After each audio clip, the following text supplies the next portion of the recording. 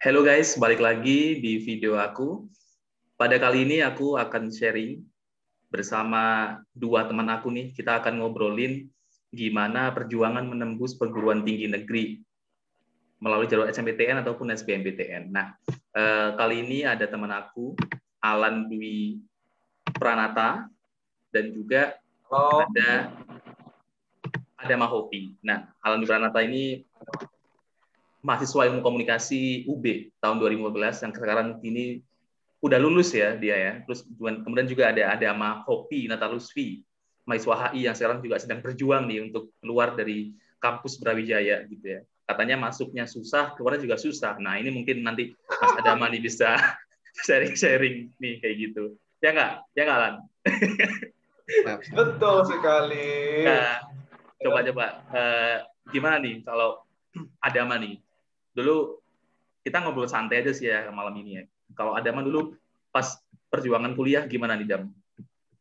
Oke, ini Awal-awal. perjuangan masuknya atau pas awal-awal kuliah nih, Mas? Perjuangan masuknya dong. Gimana tuh dulu Oke. perjuangan masuknya? Yang mana aja, kayak nggak ada yang lebih menarik. Udah kedua, ceritain aja. Oke. Jadi sebelumnya kan saya tuh emang IPA ya, 3 tahun itu di SMA itu IPA. Terus karena memang cita-citanya pengen kerja di Kemenlu, diplomat ataupun jadi dubes, jadi terpaksa harus istilahnya murtad lah gitu ke Sosum untuk ngambil HI lah kayak gitu. Nah, jadi karena itu sejak awal udah jadi tantangan, ya mau nggak mau, saya harus belajar sosum, geografi, sejarah, sosiologi, ekonomi itu juga dalam waktu yang sangat-sangat terbatas gitu. Kurang lebih cuma berapa bulan ya? Mungkin 3 bulan lah untuk belajar materi sosum untuk SBMPTN. Karena kemarin saya ngambil undangannya di HI UGM. Itu saya ngambil pilihan tunggal, Mas. Jadi HI UGM, udah itu aja. Nah, itu sebenarnya bunuh diri sih. Bunuh diri, apalagi saya itu anak IPA ngambil HI UGM itu bunuh diri. Tapi kemudian pas di SBMPTN tuh kita harus pakai strategi sih. Kan waktu itu zaman saya tuh kita ada 3 pilihan tuh. Nah, jadi karena ada 3 pilihan, pilihan pertama itu ya apa yang kita pengenin, impian kita tuh di mana. Kemudian pilihan kedua itu yang lebih realistis lah. Waktu itu karena saya try out, saya selalu masuk UB, saya masukin UB di pilihan kedua. Kemudian pilihan ketiga itu yang paling aman. Jadi saya masukin HI UGM, HI UB, sama HI Andalas. Alhamdulillah qadarullah keterimanya di HI UB. Kayak gitu. Kemudian kalau ditanya cara belajarnya ya benar-benar berjuang sih, struggle ya, belajar dari pagi, bangun jam 3 kita, dan jam 7 udah mulai bimbel, waktu itu saya bimbel, sampai jam 9 itu kita diskusi di les. Selama sebulan lebih seperti itu. Dan harus dibarengin antara ikhtiar sama doanya. Itu sih, ya alhamdulillah dapatnya di HIUB. Nah, kalau dulu kamu Pak Alan gimana Pak Alan? Pas perjuangan nih. Ceritanya katanya berjuang banget nih dan dulu katanya UGM banget gitu. Ternyata nyasar di UB. Nah tuh gimana tuh?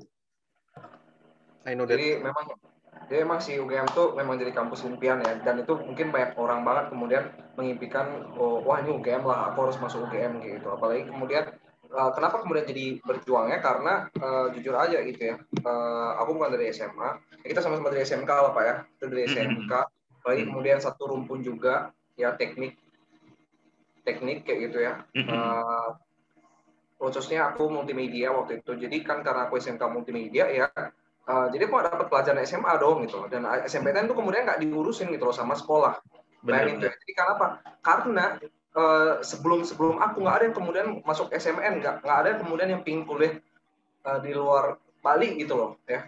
Mata-mata kemudian di kuliah memang tetap di banyak kemudian di perguruan tinggi negeri, tapi yang di dalam Bali gitu ya. Tapi kemudian itu rata-rata masuk lewat ujian mandiri, kemudian ada SBMPTN. Nah, aku juga lewat SBMPTN dan sempat juga bimbel sampai ke Jogja. Kenapa kemudian aku sampai bimbelnya ke Jogja? Karena di Bali nggak ada yang kemudian ngedain sosial humaniora kayak gitu waktu itu ya. Aku waktu itu di Jogja ada salah satu kemudian kursusan yang terkenal di Jogja, di Ponorogo dulu, itu kantor pusatnya di Ponorogo. Nah, terus aku bimbel lah itu ya kayak gitu. Nah, jadi sampai kemudian aku tes sampai 4 kali, kemudian aku ngambil tes ya, SBMPTN 2 kali, UTUL UGM 2 kali gitu. Nah, ternyata tidak lolos. Akhirnya kemudian terbawalah ke timur, ke gerbang Brawijaya kayak gitu. Jadi yang jadi struggle-nya tuh, kita emang bukan dari rumpun itu, kemudian juga tidak ada yang kemudian mempelopori juga kakak-kakak tingkat kita kayak gitu sih Pak. Kalau dari aku sih dulu karena ini ya, SMK juga ya, teknik komputer jaringan lagi. Tapi memang waktu lulus tahun 2013 tuh nggak pengen kuliah waktu itu, pengennya emang kerja karena udah di set, oh anak SMK nih harus kerja. Makanya aku SNMPTN tuh nggak ikut di tahun 2013 itu. Bahkan ketika temanku ikut SBMPTN, aku juga nggak ikut. Karena waktu itu aku pengennya kuliah itu masuknya Politeknik. Waktu itu pengennya masuk PENS, Politeknik Elektronika Negeri Surabaya. Masih idealis IT banget gitu kan. Pengen masuk ke situ gitu. Tapi waktu itu dapat tawaran, ada namanya kampus di Madura, pokoknya salah satu kampus di Madura. Nah, kita dapat tawaran ke sana. Waktu itu kampusnya memang masih baru, katanya masih mudah lah untuk kita masuk. Bahkan kita jadi angkatan pertama di jurusan itu. Jadi udahlah, seleksi pertama aku ikut ke sana, nyerahin berkasnya. Dan itu dijanjikan beasiswa emang, beasiswa bidik misi jatuhnya. Tapi waktu itu emang masih baru. Berangkat ke Madura, berangkat ke Surabaya, karena waktu itu kampusnya masih baru di Surabaya kan. Udah, seleksi pertama, seleksi berkas. Nah, habis itu, selang beberapa hari berikutnya itu ada seleksi wawancara. Nah, seleksi wawancaranya itu pas aku wisuda. Bayangin coba, aku lebih milih wisuda daripada ikut wawancara beasiswa kampus di Madura tadi itu. Aku mikirnya, aduh, kapan lagi aku wisuda kan gitu. Aku masih pengen wisuda gitu. Ya udah, akhirnya datang wisuda. Sama orang tua udah, ya udah. Tapi di situ aku nyari kebenaran tuh, gimana caranya biar aku nggak kuliah. Kayak misalkan, aduh itu kampusnya masih baru, pasti akreditasinya masih jelek, terus letaknya nanti di sana, kalau mau lulus harus pindah ke Madura, saya kan nggak mau ke Madura. Makanya udahlah, nggak ikut kuliah, nggak lolos akhirnya. Temenku yang 3 lolos semuanya tuh yang bareng sama aku seleksi di awal-awal. Akhirnya kerja. Kalau tadi Pak Alan sempat bimbel ya, kalau aku udah belajar sendiri tuh. Gila, aku downloadin buku-buku BSE di situs waktu itu masih ada ya, BSE Kemdikbud, yang nggak tahu sekarang masih ada apa enggak. Itu aku downloadin semua buku sejarah kelas 1, 2, 3, geografi 1, 2, 3, semuanya aku baca tiap hari sampai ngerti itu ekonomi, ngerti apalah geografi gitu-gitu. Sumpah. Betul, itu downloadin tuh BSE ya. Nah, buku BSE elektronik. Ya benar, buku-buku BSE. Namanya anak SMK kan nggak pernah belajar kayak gitu. Udah tuh belajar. Terus habis itu aku beli buku. Aku masih inget tuh dulu yang jual buku namanya Amin Syahri itu. Sama kayak namaku. Aku beli dari dia buku. Aku pelajarin tiap hari. Aku coret-coretin, belajar polanya, belajar sendiri. Sampai akhirnya aku kemudian riset jurusan. Waktu itu ngomongnya bukan riset sih. Pas kuliah ngomongnya riset. Waktu itu cari-cari informasi lah tentang jurusan. Nemulah komunikasi UB sampai download kurikulumnya. Dan aku jadikan komunikasi UB itu pilihan pertama. Jadi aku targetin memang, bahkan dari 4 bulan sebelum SBMPTN itu udah, memang targetnya udah Brawijaya ilmu komunikasi gitu ya. Dan alhamdulillah itu keterima kayak gitu. Tapi ya singkatnya sih kayak gitu. Cuman perjuangannya tiap hari ya latihan tuh sampai bikin jadwal sih, latihan 2 jam tiap hari itu harus, lebih boleh, tapi minimal 2 jam, 1 jam buat TPA, 1 jam lagi buat mata kuliah IPS-nya. Jadi kalau misalkan matematika dasar sama geografi, bahasa Indonesia sama sejarah, kayak gitu. Kalau dulu aku gitu, nggak sempet sih, kursus nggak kepikiran juga waktu itu, gitu sih kalau aku. Ini berdua nih berarti jalurnya SBMPTN ya? Iya, kita masuknya SBMPTN. Kalau aku mandiri, cuy. Karena apa? Karena SBMPTN itu aku lulusnya di mana? Di tetangga sebelah, UM ya. UM. Dan tapi jadi waktu itu aku masuknya itu UM, terus dia itu SBMPTN ya. Dan dia dapatnya teknologi pendidikan. Memang salah satu kemudian jurusan yang aku suka di UM, dan waktu itu alhamdulillah juga aku daftarnya dengan menggunakan KAP sama PIN SBMPTN. KAP kalau salah namanya, KAP sama PIN ya. KAP sama PIN-nya SBMP bidik misi. Bidik misi. Jadi ketika aku tuh daftar lulus SBMPTN ya di UM, jadi aku registrasinya tuh nggak ini Pak, nggak bayar sama sekali. Yang kemudian seharusnya kita bayar 2 jutaan begitu, ya. Jadi aku nggak bayar, aku udah dapat KTM, sampai sekarang tuh udah KTM-nya. Dan sayangnya waktu itu, kalau seandainya aku SMPTN, maka aku pasti bakal dapat alma mater langsung. Alasannya bapaknya itu bukan karena nggak dikasih, tapi karena belum jadi untuk yang SBMPTN aslinya. Berarti kalau udah jadi, itu aku bakal dapat alma mater juga, gitu. Dan anehnya, kenapa kemudian, ya begitulah namanya jalan ya. Walaupun kemudian di UM itu udah dikasih bidik misi, dan memang juga teknologi pendidikan juga aku suka, apalagi mulai nyambung sama multimedia. Tapi begitu, aku udah lebih condong kok ke UB ya. Tapi aku jujur belum tahu kalau ujian mandiri UB itu membuat kita benar-benar mandiri dunia akhirat. Kayak gitu. Seperti itu. Berarti kamu nggak pernah cari tahu dong kalau misalkan waktu itu mungkin biaya Brawijaya kalau mandiri itu berapa? Kalau aku dulu emang sempat cari tahu sih. Jadi makanya aku ini SBMPTN harus lulus nih, mau nggak mau. Karena orang tua aku udah bilang kalau nggak lulus ya berat le buat biaya segitu gitu kan. Jadi aku harus lulus. Jadi udah tahu tuh pemetaan UKT-nya Brawijaya itu berapa waktu itu. Kalau pemetaan UKT aku nggak sampai tahu Pak. Dan bahkan kemudian SPP artinya uang pangkal itu aku juga nggak sampai tahu. Cuma ada yang bilang kemudian, waduh kalau Brawijaya itu mahal gitu mandirinya. Nah tapi aku tuh bagaimana ya, kecondongan hati aku tuh melebihi gitu ya. Itu lebih kuat daripada kemudian pesan-pesan, oh ini mahal nih, mahal gitu. Sampai kemudian aku pede untuk ambil itu. Nah pada tanggal 8 Agustus ya. Tanggal antara 18 Agustus sampai 20 Agustus ya, 18 atau pokoknya itu 18 tanggal 17 Agustus hari Minggu ya. Terus 18 Agustus hari Senin, 18, 19, 20 lah, sekitar itulah kemudian keluar siam kita pertama ya, dan kemudian keluar tagihan tuh. Ya kalau nggak salah 7 mata kuliah waktu itu pertama ya. 7 mata kuliah pertama dan keluar ketagihan lah. Ternyata ada uang pangkalnya, uang gedung sebesar 16.710.000 apal tuh. Nah, aku waktu itu ya namanya juga bukan crazy rich ya, bukan kemudian bukan kemudian orang yang benar berada gitu, jangan kan berada, kecukupannya belum gitu ya. Nah kemudian aku juga kaget, 16 juta cuy. Nah jadi kemudian aku langsung kaget, sampai bayangin apa coba kocaknya itu ya, dan ini benar-benar bikin ngakak kalau misalnya aku ngeliat di history di Facebook gitu ya. Aku sampai kemudian gara-gara 16 juta terus kemudian aku screenshot, aku langsung komen di Facebooknya SBY waktu itu. Bayangin coba. Gila. Udah kayak merasa paling susah. Ya, udah kayak merasa paling susah sedunia gitu. Gitu udah kemudian aku minta lah, bagaimana kemudian generasi bangsa ini untuk melanjutkan pendidikan tinggi, udah kayak begitulah diksinya. Gila, ini aku baru tahu nih. Ya, jadi saking aku merasa ketimpa ini, padahal ya itu bagian dari ujian kita masuk ke perguruan tinggi sih sebenarnya. Gila. Kalau kamu gimana tuh, Dam? Pas memutuskan milih kampus tuh pernah mempertimbangkan biaya nggak sih? Kalau kamu nih? Kalau soal kampus sih, selama saya rasa itu worth it ya, nggak apa-apa sih. Kalau misalnya emang lumayan lah harganya. Tapi kalau misalnya ngomongin soal UB ya, kan UKT saya per semester itu ya masuk golongan 6 lah gitu. Golongan tertinggi gitu. Angkanya ya bersekitar 6 jutaan lah gitu. Tapi yang saya dapetin kalau misalnya di program studi ya di HI aja, itu sebenarnya kayak kurang worth it lah gitu. Tapi itulah kenapa kemudian di kampus itu kan kita bayar UKT bukan cuma buat di prodi aja, bukan cuma buat di kelas aja. Tapi ada kesempatan-kesempatan lain kayak organisasi, kita bisa ikut ini, itu, dan lain sebagainya. Nah, itulah kemudian yang bikin saya tuh worth it gitu loh. Kuliahnya itu worth it, nggak cuma sekedar bayar UKT di kelas aja. Kayak gitu. Bisa ikut organisasi, bisa ikut lomba bisa menang, dapat duit. Nah, duitnya itu ya diputar-putar kembali. Bisa bayar UKT, dan lain sebagainya. Kayak gitu sih. Itu kalau misalnya pandangan saya sih, kayak gitu Mas, soal ya UKT lah di UB.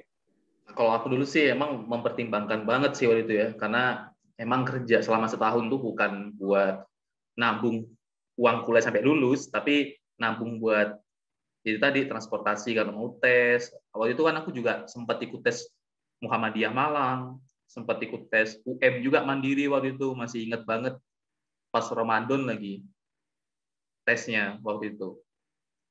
Jadi tes UM itu kalau nggak salah tanggal 17 Ramadan ya, aku lupaan sih kalau tanggal nih. Besoknya itu sorenya itu tuh pengumuman SBMPTN. Jadi paginya aku tes UM, sorenya tuh pengumuman SBMPTN. Cuman aku nggak mau lihat, jadi aku nunggu pas pulang lihat sama orang tua bareng-bareng. Cuman waktu aku kuliah emang benar-benar mau kuliah itu benar-benar aku mempertimbangkan banget sih biaya UKT. Sampai aku lihat tuh kampus-kampus yang paling murah yang mana, terus jurusan yang murah yang mana. Nah, waktu itu kenapa aku mau untuk milih ilmu komunikasi UB SBMPTN, karena aku tahu ada UKT yang kategorinya 1 juta sama 500.000. Waktu itu aku daftarnya reguler, bukan beasiswa bidik misi. Reguler kan. Mikirnya dengan kondisi orang tua, gitu pasti, ini pasti bakal dapat UKT 500.000 nih, atau 1 juta nih, gitu kan. Ekspektasi kita. udahlah. Akhirnya ya udah yakin tuh masuk Brawijaya. Keduanya bahkan aku milih ilmu pemerintahan, terus ketiganya itu milih UIN sih, pendidikan IPS. Nggak tahu kenapa dari TKJ tiba-tiba kayak ngerasa ngerasa nyaman aja di ilmu komunikasi, dan ternyata sampai sekarang kenyamanan itu ya. Tapi dulu itu benar-benar memang nyari informasi banget sih, ini belajar apa sih ilmu komunikasi. Jadi ketika masuk tuh udah nggak kosongan banget kayak gitu. Nah itu tuh dari situ tuh akhirnya ya udah berjuang mati-matian gimana caranya biar bisa lolos SBMPTN biar UKT-nya murah. Pas lolos masuk tuh sama kayak Alan tadi, udah pengurusan SIAM kalau nggak salah dulu kita Pak ya, pengurusan SIAM, sistem akademik mahasiswa, udah masukin data-data foto rumah, apalah waktu itulah gaji orang tua, pokoknya gaji udah nggak punya slip gaji kan, namanya kerja apa wirausaha kecil-kecilan gitu, UMKM, nggak ada minta ke RT RW, udah penghasilan segitu, pasti mikirnya ini dapat 1 juta nih pasti nih gitu. Ternyata yang keluar 3,9 juta. Kaget waktu itu kan. 3,9 juta waktu itu aku masih ingat banget, komunikasi UB 3,9 juta. Tapi ayahku cuma bilang kalau segitu nyampe sile. Kalau mandiri baru nggak nyampe sama sekali, kayak Alan tadi itu 16 juta. Segitu tuh udah pasti angkat tangan tuh waktu itu orang tuaku. Tapi waktu itu tiba-tiba kalau 3,9 ya udah ada gitu. Makanya aku bilang aja, ya udah nanti aku usahain deh dapat penurunan gitu. Aku ngajuin penurunan ke rektorat, ternyata nggak bisa, bukan nggak bisa sih, ngusulinya bisa, cuman nggak tahu kenapa sampai hari akhir tuh nggak di ACC. Akhirnya ya udah mau nggak mau bayar aja udah, daripada nggak kuliah kan, apalagi udah pernah gap year setahun gitu kan. Ya udah akhirnya kuliah. Semester 1 berjalan, semester 2 dapat beasiswa itu, gitu. 3,9 cuy. Kerasa banget itu. BTW nih kalau bidik misi itu kita dapat bidik misi. Nah, uang yang sebelumnya sudah kita bayarkan tuh bakal dibalikin kan Pak ya? Dibalikin sih, aku dulu dibalikin. 3,9 tuh akhirnya aku dibalikin. Gitu. Tapi 3,9 ya waktu itu nggak tahu deh lari kemana uangnya udah. Pokoknya waktu itu sama ayah ya udah itu ibaratnya uang pancingan kan. Bahasanya uang pancingan, ya udah uang pancingan nggak usah diharap balik, kalaupun balik ya udah buat yang lainnya gitu. Ya ibaratkan beginilah, kalau seandainya itu tuh betul, itu tuh uang pancingan atau kemudian ujian terakhir bagi kamu. Kira-kira kalau misalnya kamu nggak ngambil nih, padahal di depannya kamu tinggal deket beasiswa nih, kayak gitu ya nggak sih? Bayangin tuh, hanya kemudian kita kayak invest 3,9, bahkan itu kemudian uang model kayak uang komitmen, ya nggak sih? Iya benar. Kemudian ternyata kalau kamu ambil tuh challenge itu, risk itu, risiko itu kemudian akan berubah menjadi risky gitu ya di semester kedua kayak gitu loh. Iya. Tapi benar juga ya. Aku kalau misalnya itu memutusin, kita mohon maaf ya, misalnya kita nggak bisa mengukur rata semua orang mampu gitu. Tapi kan ada tuh orang-orang yang kemudian akhirnya memutuskan, wah berat kayaknya lele, udah skip aja gitu kan. Tapi waktu itu ayahku bilang, nggak tahu aku dapat uang dari mana, beliau kan, entah dipinjemin atau gimana, atau emang udah punya uang sendiri. Akhirnya aku ambil tuh. Padahal aku bilang kayak gitu tuh, ntar ya aku usahain aja. Pasti waktu itu aku bukan berharap bidik misi, karena aku mikir susah pasti udah dapat bidik misi, karena udah lulus kan. Aku berharapnya, tapi aku tahu beasiswa, namanya beasiswa BPP sama PPA waktu itu gitu. Aku mikir, ya udah deh, minimal aku usahain aku dapat beasiswa itu, biar paling enggak UKT-ku bisa ringan dapat beasiswa itu. Ternyata dapat beasiswa yang lainnya gitu. Terus aku pada waktu itu dengan PD-nya lagi mikir, ntar deh semester berikutnya pasti aku dapetin beasiswa Jarum biar memperingan gitu. Pede banget, belum tahu susahnya nyari beasiswa kayak mana kan gitu. Ternyata pas kuliah bener susah banget nyari beasiswa itu. Banyak banget yang nggak dapet kan, kecuali ya PPA gitu. Kayak gitu lah. Salah satu misalnya pengalaman aku waktu beasiswa sih itu sih siapa sih Tanoto ya. Tanoto ya. Tanoto. Jadi waktu itu udah sampai ini sih Pak, sudah sampai itu begini ya. Ternyata konsep rezeki itu bukan apa ya, itu tuh yang benar-benar ada gitu loh. Ya. Mau gimana pun kita berjuang gitu ya, maupun gimana kita berjuang dan maupun sedekat apa kita dengan garis finish. Kalau memang udah nggak rezeki, nggak bakal gitu loh. Ya. Karena aku waktu itu sudah aku nggak belajar sama sekali Pak ya. Aku nggak belajar sama sekali ketika kemudian aku ujian tulis, kemudian wawancara aku juga nggak belajar sama sekali ujian tulis. Kemudian akhirnya alhamdulillah kemudian aku lolos gitu ya. Bayangkan dari berapa se-UB gitu kan ya, se-UB kemudian itu kuotanya berapa lupa aku. Nah kemudian jadi hanya sekitar 10-an orang ya, dan itu dibagi-bagi kecil ya, kecil banget lah. Kemudian ada bahkan small groupnya itu kita benar-benar kecil. Kemudian interviewnya kita kemudian ada panelis gitu ya. Dan aku KO cuma gara-gara satu pertanyaan Pak. Itu yang kemudian aku sangat yakin aku KO. Karena apa? Karena sebelum-sebelumnya itu panelis itu udah kayak merasa yakin gitu. Bahkan kemudian sampai mengulik kehidupan pribadi aku. Sampai kemudian bilang, "Wah, Mama ngapain lah?" Gitu. Mama tuh ngapain aja. Kalau Papa, kamu berapa bersaudara sih? Udah enak, enjoy banget. Gitu.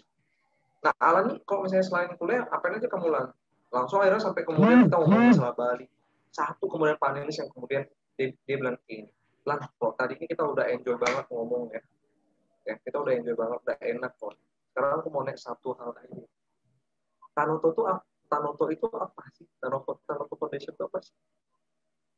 Dia punya perusahaan, terus bergerak di bidang apa sih? Kita itu aku benar nggak belajar, itu kemudian namanya Allah ya, kok sudah kemudian nggak ada bukan rezeki, ada satu yang kemudian bakal membatalkan kita. Sampai ketika mau bisa jawab aku cuma bilang energi, langsung yang panas terakhir bilang gini,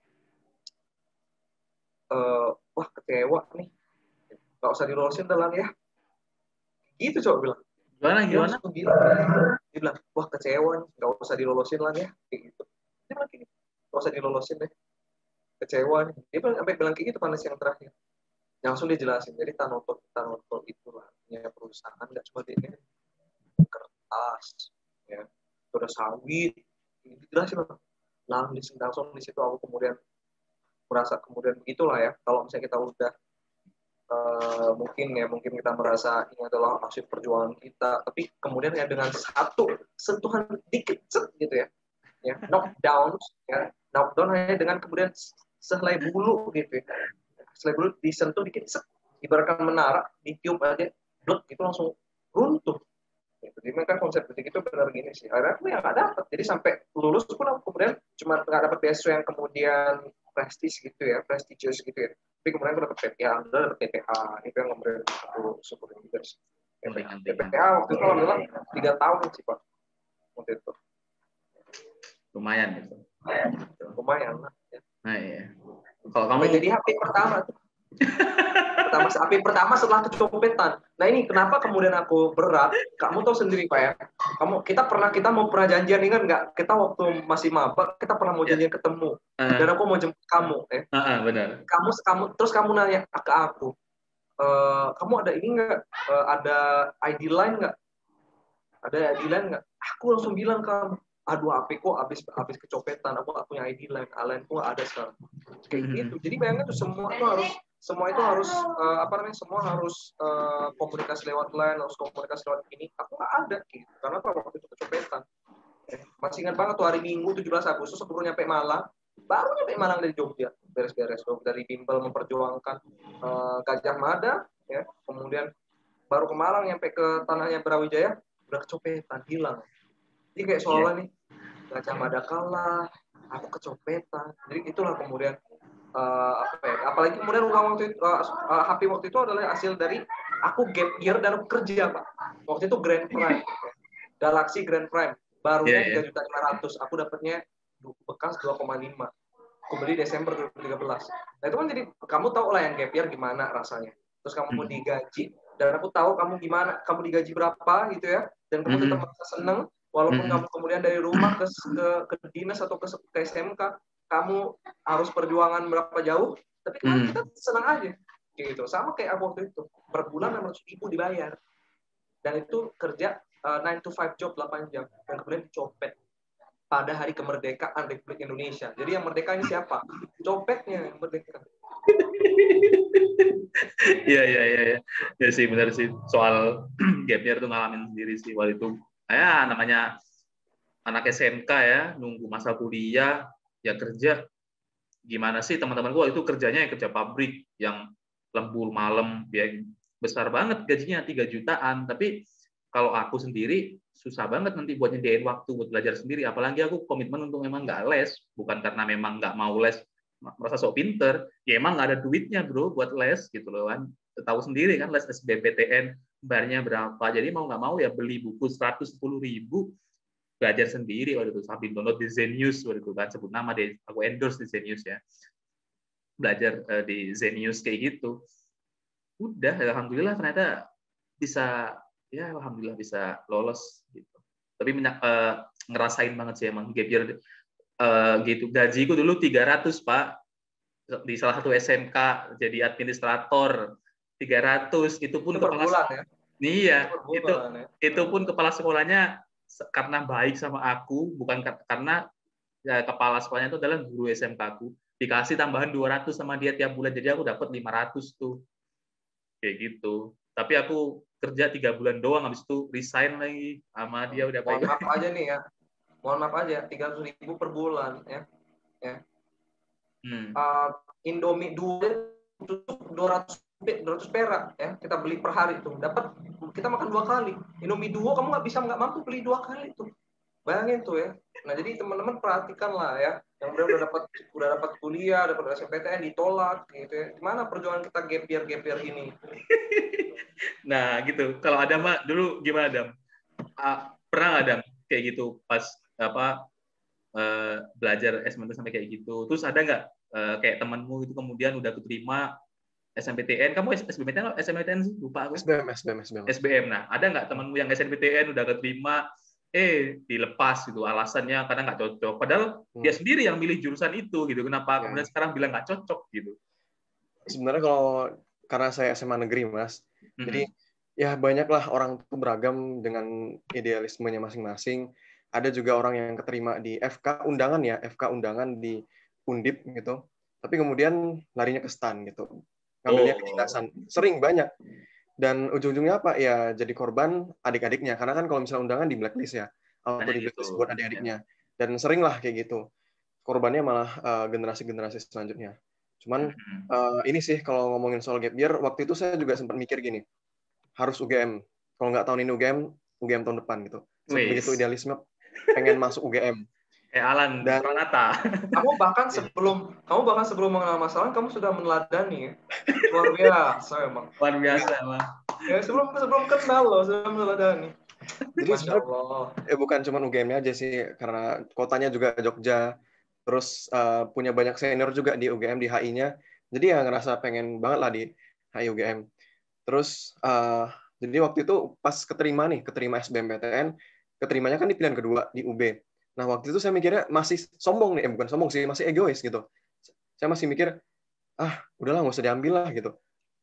Nggak usah diambil lah HI UB, gap year aja lah setahun, belajar lagi, tahun depan coba lagi gitu. Segitu egoisnya dulu waktu itu. Tapi kemudian orang tua udah seneng, udah ngabarin keluarga juga. Terus ya udahlah saya disuruh kuliah. Tapi waktu itu masih ada dalam pikiran saya nih. Ya udahlah tahun ini kuliah, tapi tahun depan SBM lagi gitu. Bayangin segitu egoisnya loh. Segitu egoisnya saya waktu itu pengen masuk UGM. Banyak duit kau ya? Bukan karena ini sih, karena memang mimpi sih pengen di HI UGM itu. Tapi kemudian ketika saya nyampe di Malang, nyampe di Brawijaya itu selama setahun itu udah bikin jatuh cinta sih dengan kotanya. Cinta dengan Malang, jatuh cinta dengan Batu, dengan seluruh keindahan kota Malang lah. Kota kenangan itu benar-benar bikin jatuh cinta. Betul. Apalagi pada tahun 2012 ketika kamu jadi maba, kamu ketemu orang inspiratif, ya nggak sih? Iya. Waktu itu mahasiswa FISIP UB ya sih? Pokoknya dia selama 1 tahun itu ya udah lumayan istilahnya pengalaman itu udah banyak, dan saya ngerasa kalau misalnya saya keterima di HI UGM belum tentu saya bisa jadi yang mungkin lebih baik ketika dari HI UB. Mungkin masalah juga ngerasa lah kayak gitu. Mungkin bisa saja takdir kita kalau misalnya kita keterima di UGM beda, nggak kayak ketika kita di UB kayak gitu. Ya mungkin inilah jalannya kita gitu. Sama tadi mungkin juga sempat ngomong soal rezeki ya. Mungkin saya bisa nambahin dikit ya Mas ya. Saya dulu pas SD, SMP, SMA ya kondisi keluarga juga biasa aja. Tapi kemudian ya qadarullah sih, rezeki. Kalau misalnya nih kita memang sudah punya niat baik nih untuk melanjutin terutama soal pendidikan ya, niat kita sudah baik, pengen belajar, itu pasti ada jalannya gitu, selalu dimudahkan. Dan saya ngerasain dampak banget ketika saya kuliah, saya ngelanjutin pendidikan itu, tiba-tiba nih proyek papa saya ini jadi lumayan bertambah, jadi makin banyak gitu. Dan itu yang saya ngerasa, wah ini memang ada jalannya sih, ada jalannya dan ada waktunya gitu. Rezeki itu datang ketika kita ada waktunya dan ya bisa kita butuh gitu. Sih mungkin sedikit pelajaran ya soal rezeki dari saya sih. Gitu. Tuh guys, ada mah golden ways guys. Yakin aja sih yang penting. Jadi yakin usaha sampai ya, gitu ya. Yakin usaha sampai. Benar, harus dibarengin juga kan sama doa gitu. Karena insya Allah kalau Muslim itu punya jiwa negarawan, insya Allah ya usahanya itu insya Allah yakin usaha dengan penuh keyakinan pasti akan sampai. Gitu. Benar. Dengan teriakan takbir maka dia akan merdeka. Nah, gitu. Benar. Enak lah. Apalagi nih, mungkin dari kalian ada pertanyaan nggak nih? Apa kira-kira ya?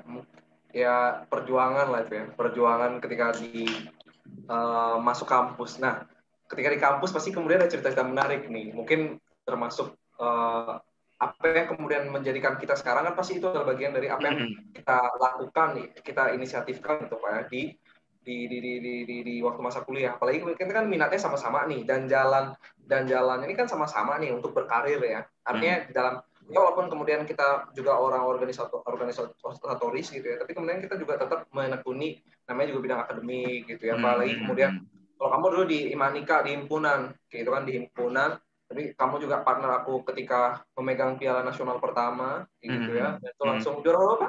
Juara apa? 1 dong. Oh 1 ya. Seharusnya yang di bawah yang nyebut ya. Yang tidak ikut tim nyebut.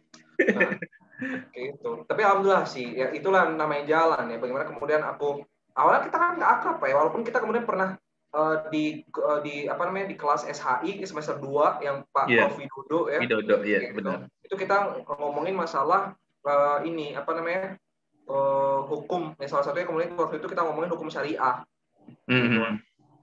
Kayak gitu. Soalnya kita kemudian akrab di semester 3, kemudian sampai kemudian semester apa namanya semester berapa tuh? Semester 4 ya, semester 4. Ini udah mau ulang tahun nih. Kita ngangkat pertama waktu itu masih ingat nggak Pak? Iya, Maret kita. 6 Maret Pak, hari Jumat, hari Minggu 6 Maret. Oke, besok kita posting videonya yang betul yang begini Pak ya. Betul. Minggu 6 Maret ya. Nah, mungkin itulah ya, mungkin perjuangan gitu kan. Ada mungkin pesan-pesan yang bisa kita sampaikan ya, nanti kan kalian bisa teman-teman juga cerita nih bahwa perjuangan yang kemudian kita akan yang ketika kita ingin masuk ke sebuah perguruan tinggi gitu ya, itu kemudian sebenarnya adalah icip-icip di awal ya, bahwa akan ada kemudian jalan-jalan yang lain. Memang nuansanya perjuangan, tapi itu sebenarnya pada dasarnya adalah menemukan jati diri teman-teman. Dan akhir ketika teman-teman di awal masuk gerbang, ketika keluar gerbang dari perguruan tinggi, teman-teman akhirnya udah punya hasil. Oh, jalan aku ke sini selanjutnya. Oh, ternyata bermanfaatan aku tuh di sini selanjutnya. Dan aku merasakan itu. Dan kita akan dipertemukan apa yang kemudian menjadi, mungkin kita ada motivasi awalnya, tapi kemudian apa yang kemudian kita selagi kita berjuang gitu kan ya. Karena kita pasti bakal ditunjukkan jalan, sekaligus kita ditunjukkan sama orang-orang yang bakal menjadi partner kita. Aku ditemukan sama kamu, Adam kemudian tiba-tiba kenapa bisa ketemu pas sama aku, kemudian sampai papanya bilang, Mas nitip kopi ya, nah kayak gitu, kenapa di gazebo langsung tanpa ada perjanjian, tanpa ada janjian, kemudian kita langsung ketemu, itu kan berarti kemudian dipertemukan, dan alhamdulillah kita kemudian melewati jalan yang sama. Amin misalnya kemudian menjadi partner ketika mengangkat piala pertama, Adam yang kemudian bisa menerusin di dari awalnya masih dari dirjen, kedirjenan di PEM, sekarang udah jadi kementerian. Dia aku dirjen pertama, dia menteri pertama, kayak gitu. Ya, itulah kemudian inilah ya, apa ya? Perjuangan, kemudian buah manisnya, kemudian buah manisnya itu sebenarnya tidak kita makan sendiri. Karena apa? Karena pohon nggak mungkin kita menghasilkan buah, pohonnya makan sendiri. Tapi kemudian ada orang lain. Nah, itu jadi buah itu adalah bagian dari legacy kita. Kayak gitu sih, mungkin ya itu ya, ketika pertama kali aku merintis, nggak mungkin aku kemudian, mungkin ada yang bilang, oh kamu ke Jepang, oh kamu ke sini, tanpa kemudian aku bisa menemukan partner untuk mengangkat piala pertama di nasional. Kalau tanpa itu mungkin tidak terpantik gitu. Oh begini rasanya, sampai aku kemudian pernah bilang kamu kan Pak kecanduan nggak kamu Pak? Sampai kemudian kita ikut yang namanya Icon. Icon tuh di bulan Mei, awal kan Maret kita ikut di UNS. Icon di bulan Mei, walaupun kita dapat juara harapan gitu ya, juara harapan. Dan akhirnya selanjutnya sampai kamu kemudian sekarang produktif nulis gitu di publikasi jurnal. Karena itu adalah bagian-bagian dari ya titik temu kita ya. Kemudian dari titik temu itu akan menjadi garis karya. Iya. Itu sih mungkin. Nah, mungkin teman-teman punya cerita lah kali.